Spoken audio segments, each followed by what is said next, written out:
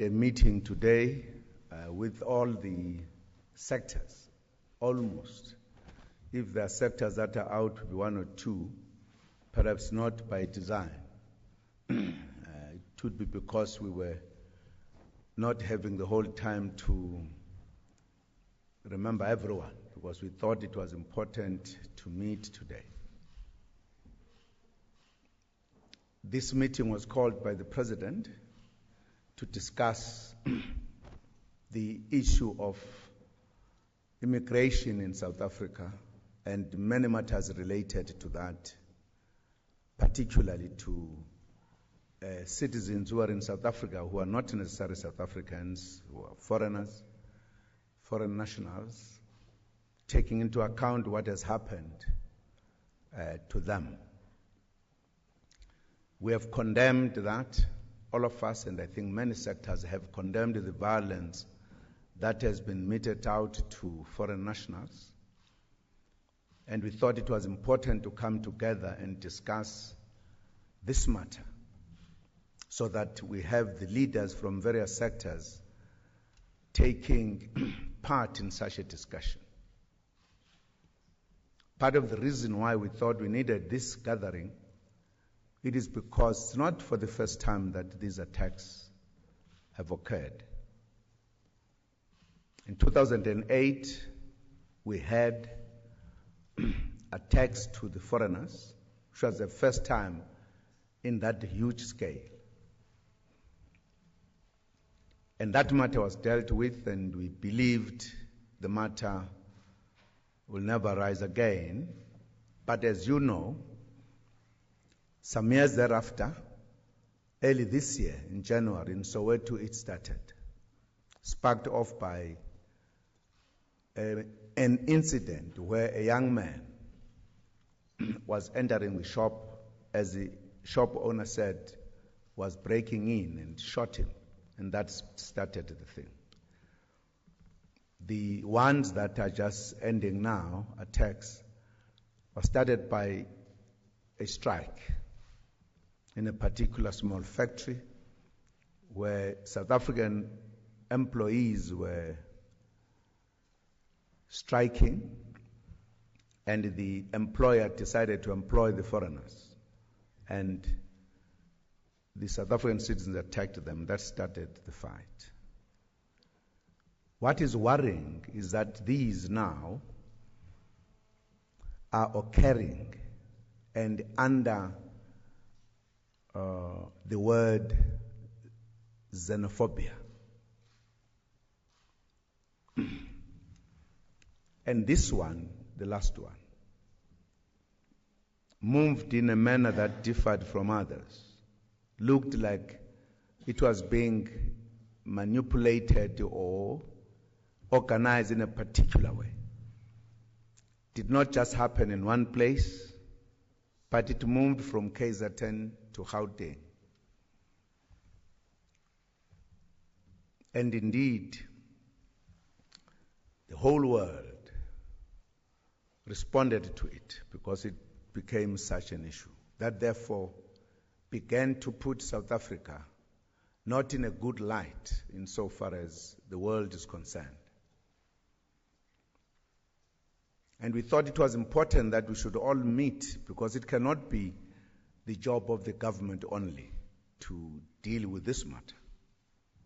From the government point of view, we have put together certain departments to work on this matter, but we yesterday established a committee that is going to take matters from now, when the violent attacks have ended, but also to say, what do we do to ensure that it will never happen again?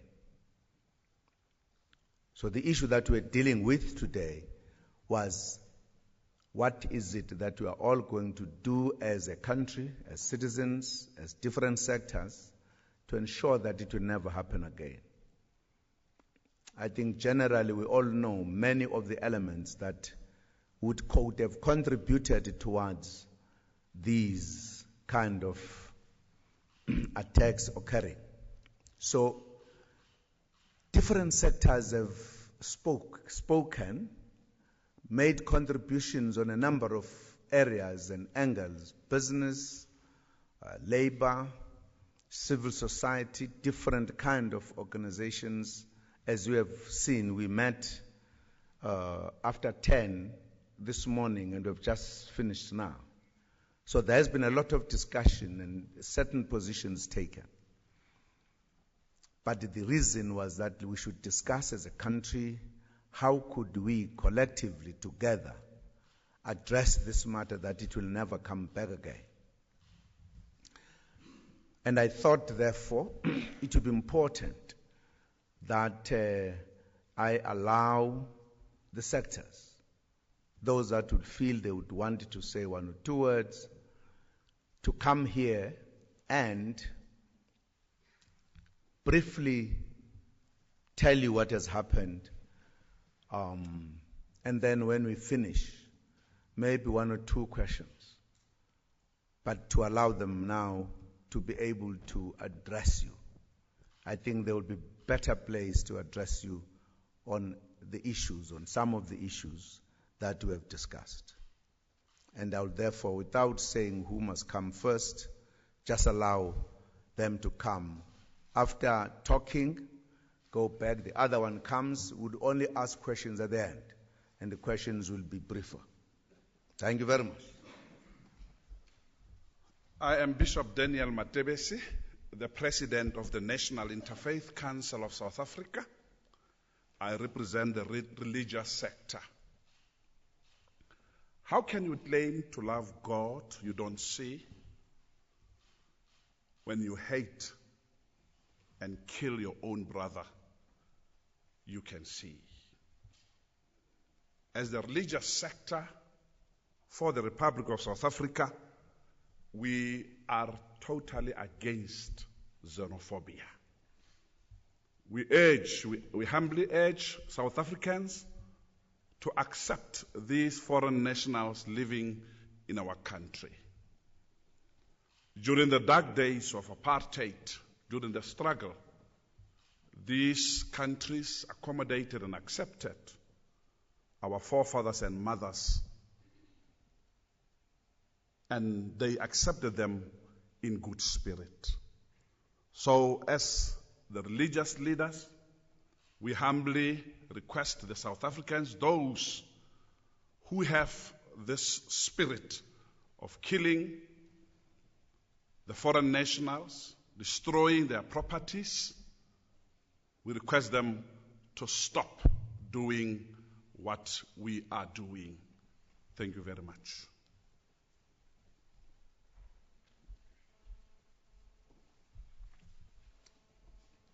Good afternoon. My name is Thulani Chefuta, the President of the South African Youth Council, which is an apex body of civil society youth formations.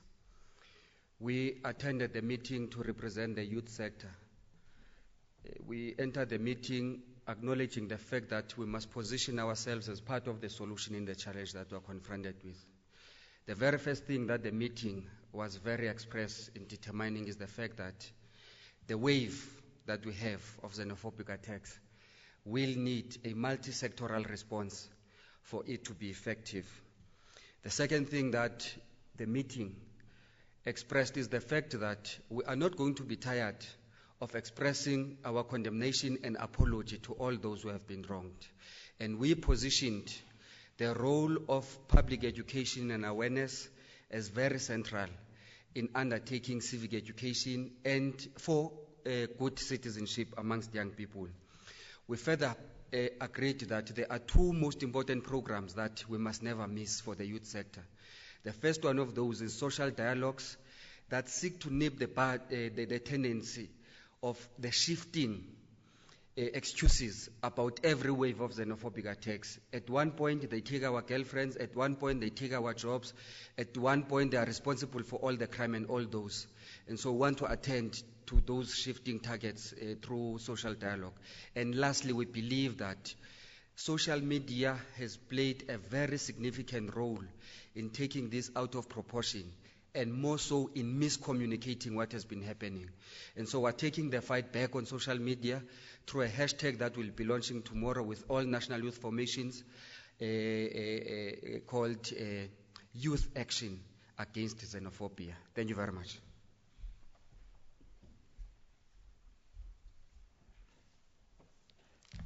Good afternoon, ladies and gentlemen. I am Khanyisile Koyama, CEO of Business Unity South Africa.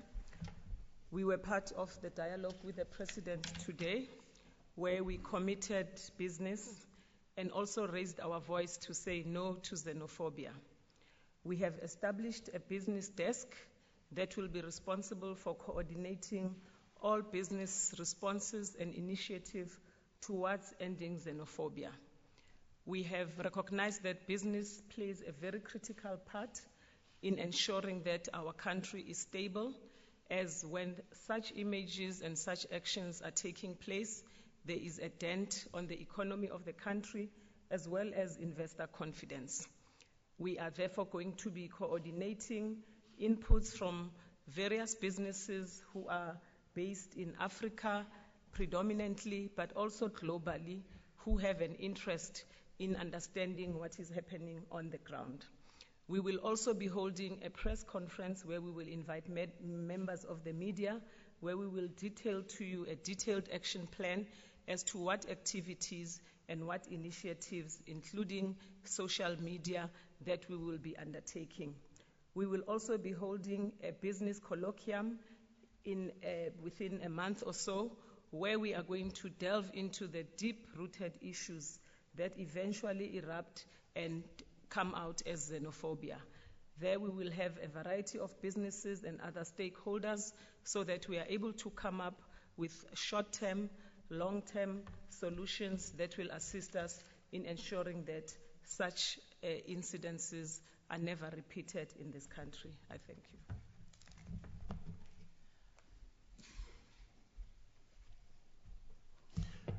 Good afternoon. My name is Dennis George. I'm the General Secretary of FEDUSA. For this occasion, I've been requested by COSATU, by NATO and FEDUSA to speak on behalf of Labour as represented in NEDLAC. Our country has suffered the last few days internationally. Our image has been damaged. South Africa has been respected as a country that has one of the most progressive constitutions, where we guarantee rights to people. And this has made our country also an attractive country for all sorts of people to come and look for asylum in our country.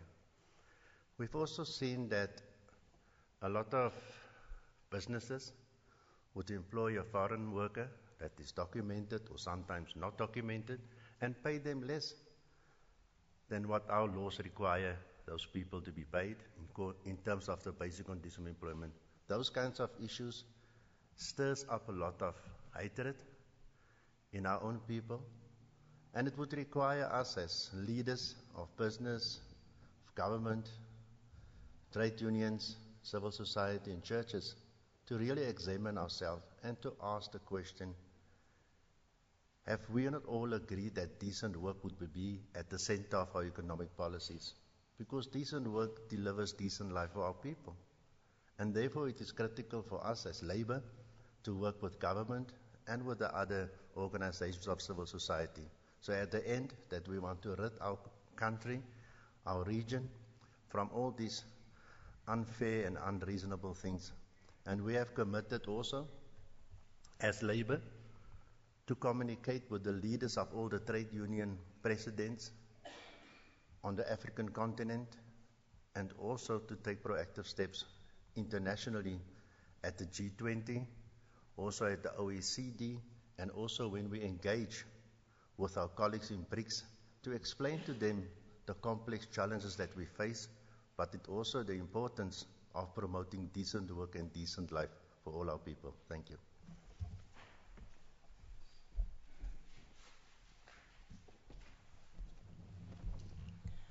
Good afternoon. I'm Mimi Mtetwa, President of Netball South Africa. I also serve as the Vice President of Africa Netball. In 2010, we demonstrated as the sport fraternity through the World Cup that was held in South Africa that we can't, as South Africans, we are warm people who can welcome anyone from anywhere in the world. And we have taken upon ourselves as the federations to still engage our African brothers and sisters in different sporting events. As Netball South Africa, we will be throughout the month of May and June, we will be engaging in our Premier League, where we are going to use our social media, and of course, all our matches are going to be broadcast worldwide and in Africa. And we hope to still keep on saying we condemn violence and any acts that are attached to xenophobia. We are also going to set up create a platform as the sport fraternity to share ideas on how we can then get into our communities and see what role we can play as sport in fighting against violence and xenophobia.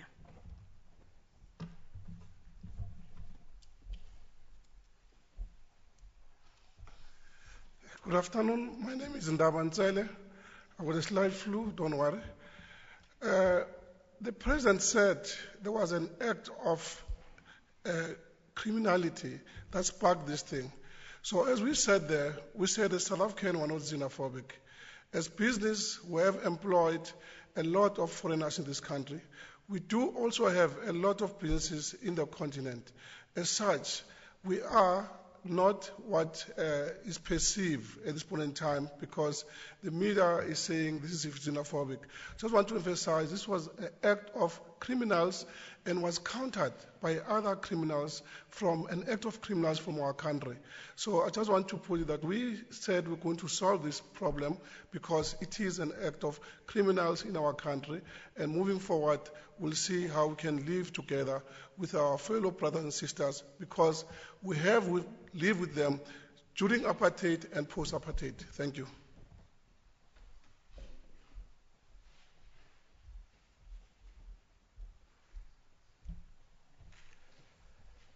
My name is Tony Khoroche. I'm the president of SABC, the Creative Cultural Federation of South Africa. We were also involved in the meeting as creatives, and as the media will notice that some of our artists in the creative sector have actually felt the pinch of what has been happening internationally. The victims being BRICS and Kelly Khumalo in the United Kingdom, where they were actually banned from performing there. And then we have Ringo Madlingozi and Big Nas and Casper Noves, who were supposed to perform in Zimbabwe, I beg your pardon, in Zimbabwe, and their performances were stopped. So as creative cultural industries, we realize that xenophobia is actually bad for us. And it's also bad for us to market our artists internationally. And there's a letter that has been written to the president by a writer, I forgot his name, president, it was read from Mozambique. And he's a creative because he's a writer. And some of the things that he expressed in that letter was that he is prepared to work with South Africans, artists in South Africa, to make sure that we put stop to this. So, and those are one of the things that we have to look into as a creative industry, to make sure that we interact with African countries and African artists to build and come up with a campaign that will stop and put a stop to xenophobia. Thank you.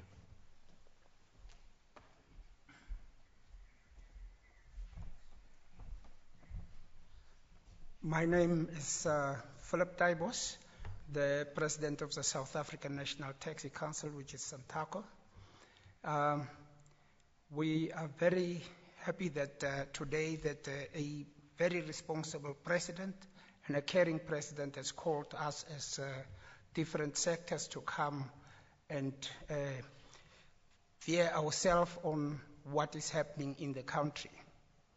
Mine is very short, is to make a very special call to all our taxi operators, to our taxi commuters, because the convergence of South Africans, as you have seen, more than 70% are using taxis.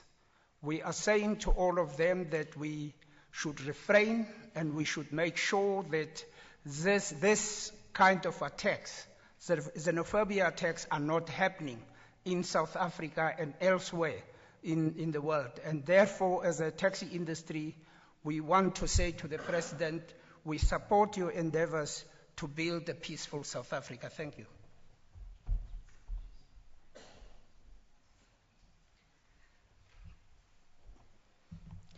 Thank you. My name is Chichi Maponyan, the chairman of Brand South Africa. And as you are aware, the image of Brand South Africa has been hammered over the past couple of days. But I think part of the discussions today is to demonstrate that nation building, pride and patriotism, and branding a nation is a collective. It does not belong to one sector or one individual. It is each and every one of us' responsibility to contribute in whatever way that we can to play our part in terms of building a positive brand image. And South Africa has the largest number of embassies in South Africa, second to the United Nations. And that talks to our international diplomacy and the Ubuntu that we have. So when we are faced with a situation that we are faced with today, we rally together and we pull all the resources to make sure that we attend to the challenges. And the fundamentals, yes, as in the meeting, were identified that those will be addressed. However, let us stand together in terms of putting a strong message forward that South Africans are not xenophobic. The attacks on foreign nationals should be addressed. The fundamentals will be addressed. But as we stand together, we are saying building a nation is the collective of each and every one of us. Each and every one of us have a responsibility towards contributing positively to the brand image of the country. And I thank you.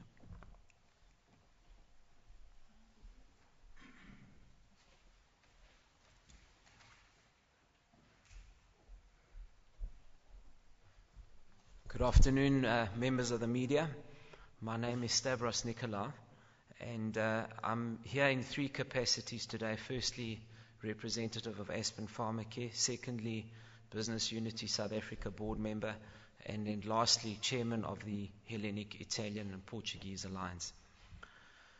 We, in all three of those capacities, strongly condemn the attacks against our African brothers and sisters that reside in South Africa, make a livelihood in South Africa. These attacks are unjustified and they are senseless in many respects.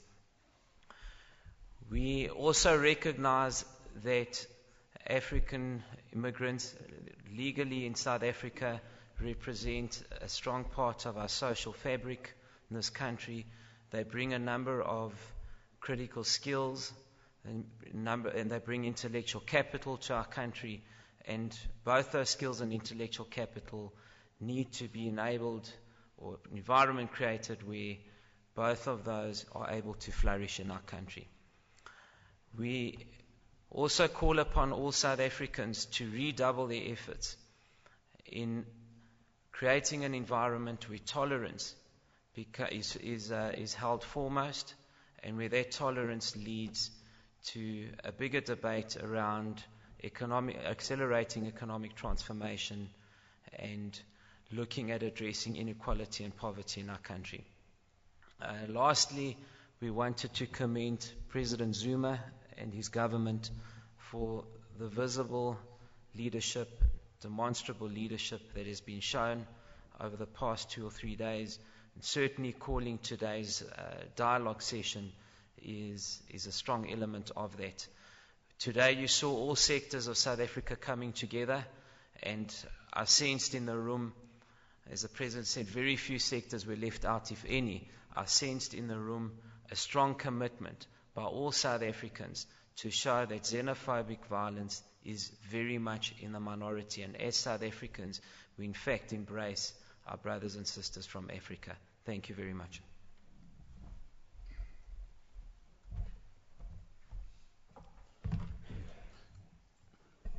Good afternoon.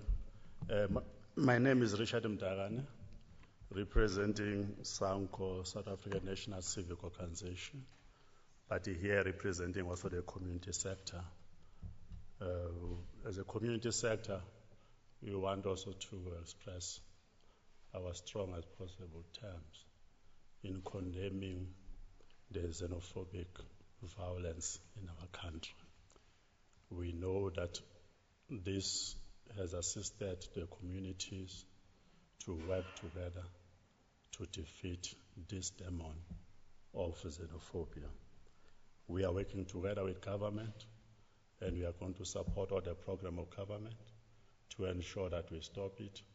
We are going to engage on the civic education together with the structures and communities, and we hope that we'll be able to mobilize society as we are doing already, never to attack our foreign brothers and sisters or foreign nationals who are with us here. We are welcoming them. We hope that we are going to engage in the program of integrating them to communities. We are building structures on the ground, what we call street committees and village committees. We think that is very important in fighting against any form of violence directed to any person, but particularly foreign nationals. Thank you.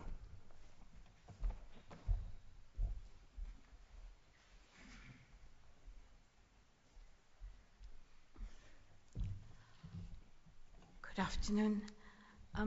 My name is Suraya Bibi Khan. I'm representing women from all sectors in the progressive women's movement in Soweto, on all areas of ordinary women as well. And because of, sorry, I'm a bit emotional. Because of the process that we've engaged in as a progressive women's movement, we have had to do recordings of what we were speaking to on social media, because it is social media that has caused so much. So I'll play it. Concerned and disgusted by the turn of events in the recent days and weeks, where people are writing about being shocked about the recent xenophobic attacks in South Africa, where they are angry, where they're sad, where they're thinking that yes, finally we should come together, not on the basis of nations and tribes, because we did come together in 1994, and we proved that we could move beyond the question of race and tribe and nation and racism and sexism. We dealt with it in the past. We also dealt with it in the not so long ago, when women took up, ordinary women became leaders in their own right to deal with the outbursts, and they stood up in the south of Johannesburg to engage with active citizens in the country. For active citizens have a duty to be law-abiding within a framework of justice for all, so that we define for ourselves who we are. No one defines us and says this is how we are supposed to be.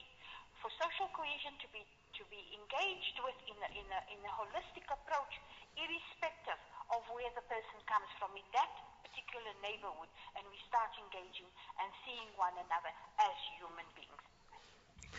Thank you.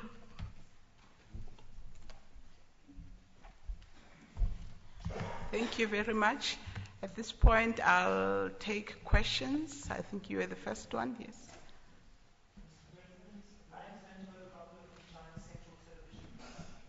How confident are you that the approach you're taking this year or this time around is going to work compared to what happened in January and what happened in 2008?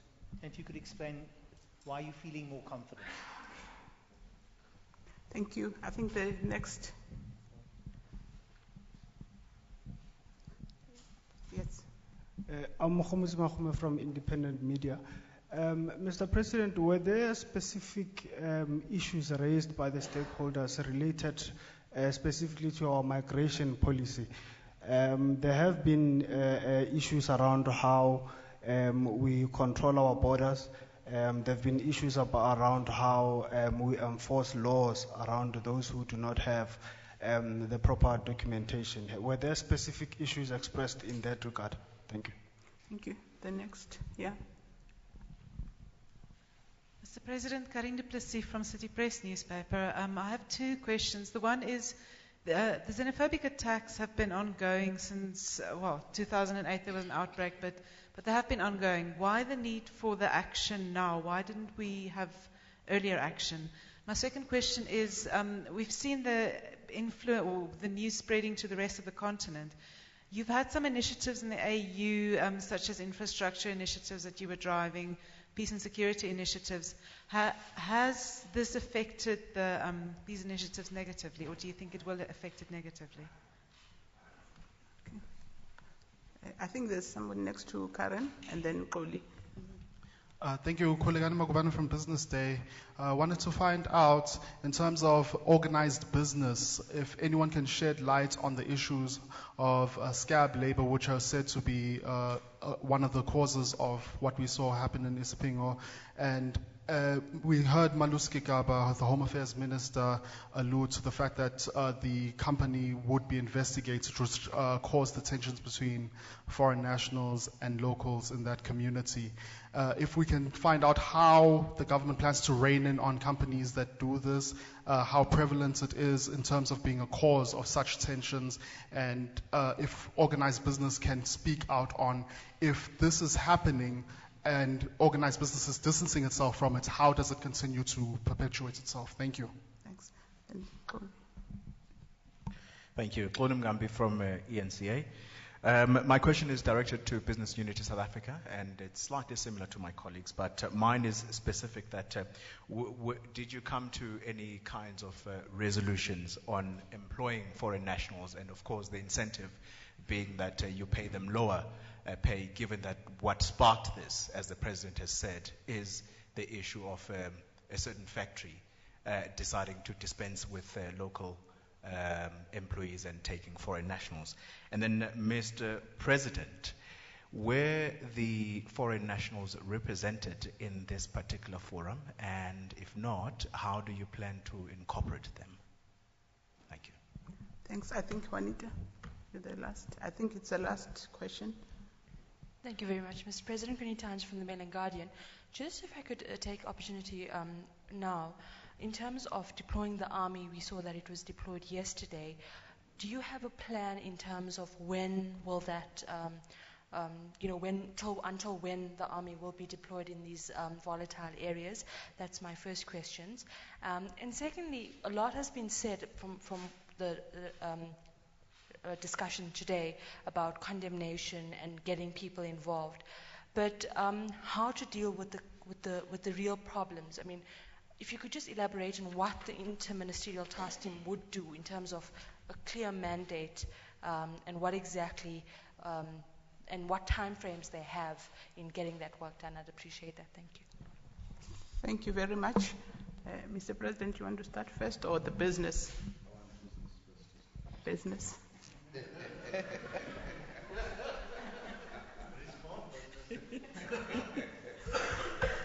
Thank you. I'll just address, I think I picked up about 3 or 4 questions that were addressed to business specifically. Our members are bound by a code of conduct. So if we check and find that that particular business is a member, which I am certain is not, they would not be a member of Business Unity South Africa. Business Unity South Africa subscribes to the laws of the country, whether they are labor laws, whether they are basic conditions of employment. We are a party at NEDLEC. We represent business at NEDLEC. Therefore, we are compliant on behalf of business with all the laws of this country and do not encourage any of our businesses or even condone it when they do engage in practices. I mean, there are areas even outside of this particular matter that brings us to the table where in the agriculture sector there have been issues around the employment of workers and we have members of BUSA that are the Agricultural Association of South Africa, and they are bound by the laws of this country. On resolution on employment and wages, I have just said that we are at NEDLEC, and one of the issues that are being discussed at NEDLEC right now is around the minimum wage. We have a committee of principals that is participating in that. Those conversations are ongoing. There isn't a deadlock as sometimes is presented. We are continuing those conversations, and in principle, we are not opposed. However, we do say that there is a labor relations framework that talks to sectoral determination around wages, and that framework exists, and that we have to look at it in entirety. I think that has addressed all the issues that were asked to business specifically. That's just business and government.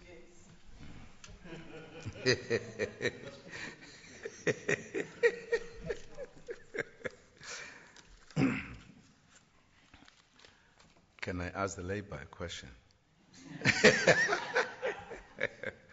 No, thank you very much. I hope I will answer all the questions. If I leave any, some were linked. Some questions were linked. I think the first one was to the President. Are you sure that your approach this time around or this year will work?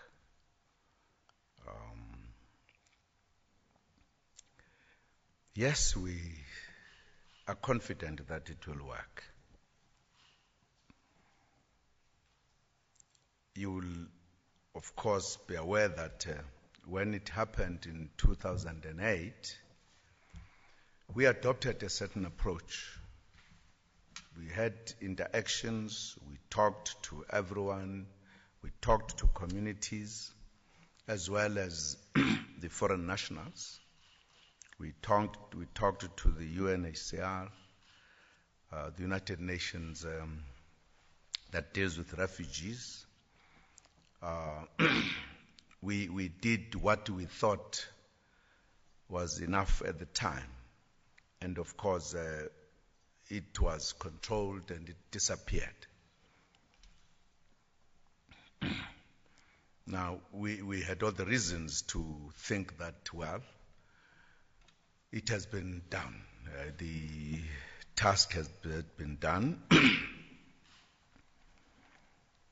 After a number of years, it erupted in January this year in Soweto. I think we began to feel that this is a problem that could recur. And the people who were working on the one in January had actually produced a report from the government side, and there is an ongoing work on that one, still ongoing. I will leave the question there, come back to it to link it up with the other question that follows. Yes, issues about the control of the borders were talked about, together with our immigration laws. We have immigration laws in South Africa that are quite unique in a sense.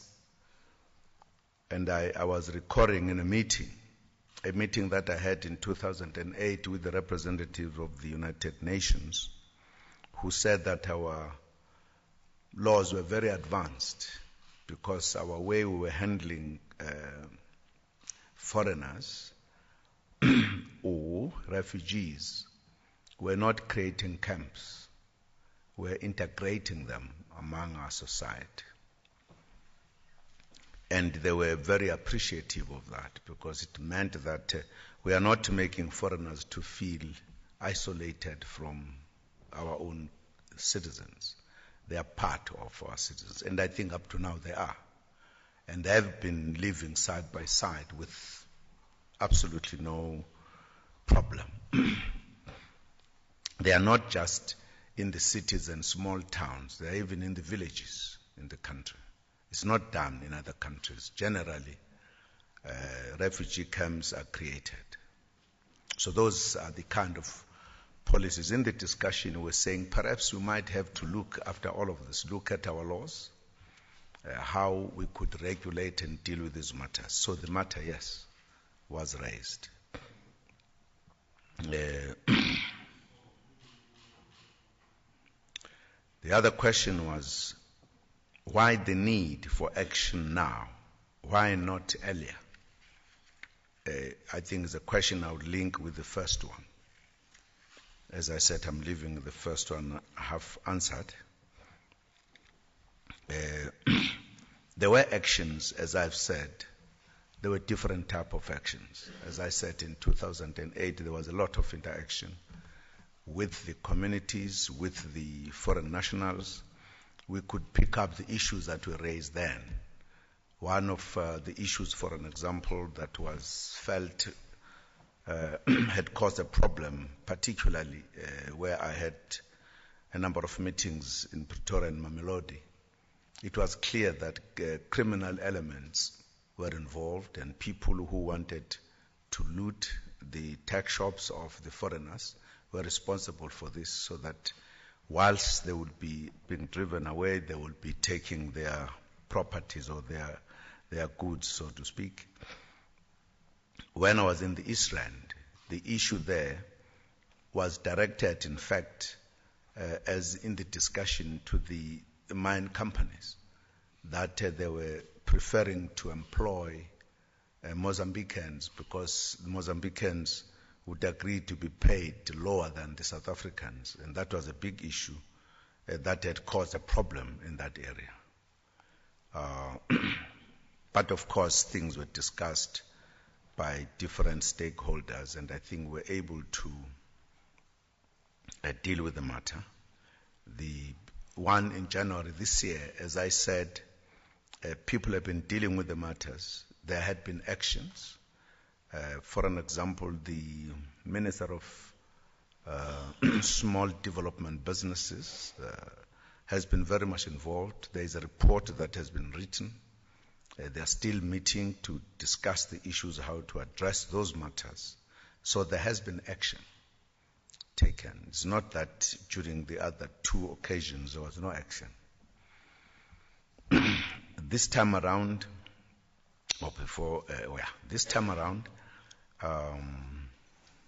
let me answer this one first before completing that one. Were there foreigners involved in this meeting? No, they were not there. The foreigners were not there. We have organized a meeting to deal with foreigners. They do have their organizations that represents them. So we'll be meeting with them on Friday. Yes, Friday. We'll be then discussing with them as well, because we would want all of us to be able to take actions.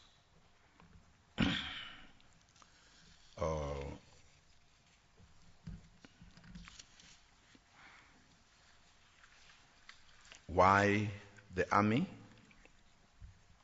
Of course, we are taking action.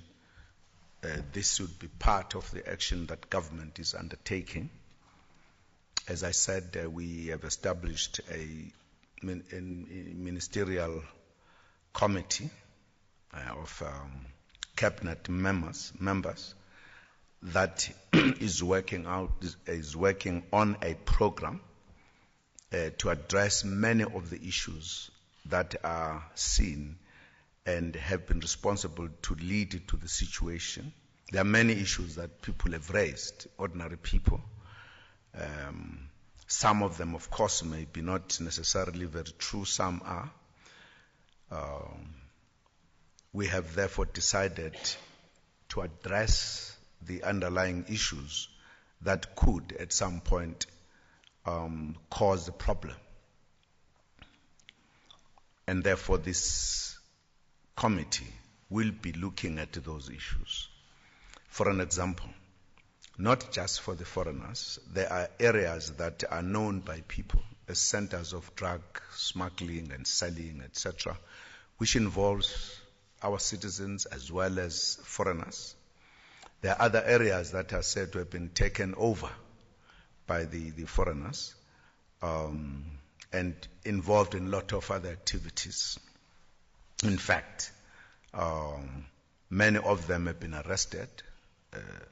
I was told that the estimation, for an example, of the Zimbabweans only in prison, there are about 4,000 or so, not even counting other nationals, which means there has been the kind of noticeable activities in terms of crime, etc. But they are not, crime is not committed by the foreigners only. South Africans as well do. So we are trying to deal with the issue, therefore, of regularizing the paperwork of the foreigners, those who are refugees, those who are here illegally, to deal with that. We'll also be dealing with the small shops, because we can't just have, in a country, it's never done in any country, people owning businesses but not knowing who are they, not registered, etc. So these are the issues we're going to be dealing with, so that businesses will be registered. Also, to address the issue wherein South Africans feel that they are being displaced in the smaller business where they are, so that we are able to balance that, because it does not mean that foreigners cannot have businesses here. We also talked about foreigners who are here, who are making a contribution to our economy, who are skilled, who are working, who are making a contribution. Some are doing big business. That therefore we cannot use one size fits all. Others are very important. And that, in fact, is a normal global practice. Countries that are neighbors with others, depending how their economies are, neighbors move into other countries to do work or to be employed, is a normal thing. There's nothing abnormal in that one. I think the issue really here will be focusing to illegal immigrants, how to regularize that one, how to handle those matters, how to ensure that we would know exactly where we are. Those matters have been talked about, and I think we have agreed that we will work together on these matters. One, to reduce crime throughout, whether South Africans or foreign nationals. But we have also said that generally South Africans are not xenophobic. The majority are not xenophobic. We stay with these brothers and sisters for years. We have done so for decades and decades. In fact, there is no one who has called others that let us attack the foreigners. These incidents that occur have caused the attacks. Now, and no one can say South Africans attack foreigners only. We have a history that these things happen even among ourselves. There was violence here that nobody has forgotten, political violence, etc. We couldn't say that was because of xenophobia. At some point, I was giving an example, just explaining to somebody who has done research, but to say that that research is not accurate. To say the majority of South Africans are xenophobic can't be true. We are not. And I was saying you can't interpret when people are fighting from that simple logic. For an example, in Johannesburg, you know, at times the entire Soweto was fighting the hostels where the majority are Zulus. You couldn't say xenophobic. Some of these things were manipulated by those who were in charge at the time. But there was a lot of violence in KZN among the Zulus. Would you say there was xenophobic? Maybe you'd say xenophobic of the Zulus across the Tugela River, blah, blah, blah. It can't work. It can't be like that. I don't think we should use the simple word because it is easy to use excessively, because it gives a wrong impression that South Africans are xenophobic. We are not. There are a minority who are, and we deal with that. It is just like the incident in Alexander, which was purely criminal. But because it happened at the time of the xenophobic attacks, it is now said that's how we kill people in South Africa. So it's important that in our articulation of this, we are careful. We tell the truth. We try to investigate so that we can report appropriately. So we are confident that today, as we met with the sectors, we have taken one important decision, that all the discussions we had should not just end up there. We have agreed to establish a task team, a small team, that is going to put together all the contributions and the proposals and suggestions. Out of it, work out a program that will be implemented by all of us, collectively, and sectors as it were. Business, for an example, has a very elaborate program that they articulated. All of that will be put as a kind of a national kind of plan to deal with the xenophobic thing. We have talked about how we should participate in dealing with the psychology of the South Africans, particularly to deal with the culture of violence, which was really left by apartheid. How we are going to talk among ourselves about the help and support that was given to us by the brothers and sisters in the continent, which we might not be aware of, and how we can understand our rights together with the responsibilities. Some speakers talk about the need to popularize the Bill of Responsibilities, which has been written. How do we take our values back so that we can be guided by our own values? So there's a lot of discussion that went into those issues. Certainly, we are certain that this time around, because we suspect that if we don't deal with the underlying issues, it could come back again. We've taken a decision, we don't want to see it again. And therefore, we're going to be working together with that determination. Thank you very much. Thank you very much, Mr. President, and thanks to the stakeholders that were here. We've come to the end of our briefing, and thanks to the members of the media who were patient enough to wait. Thank you.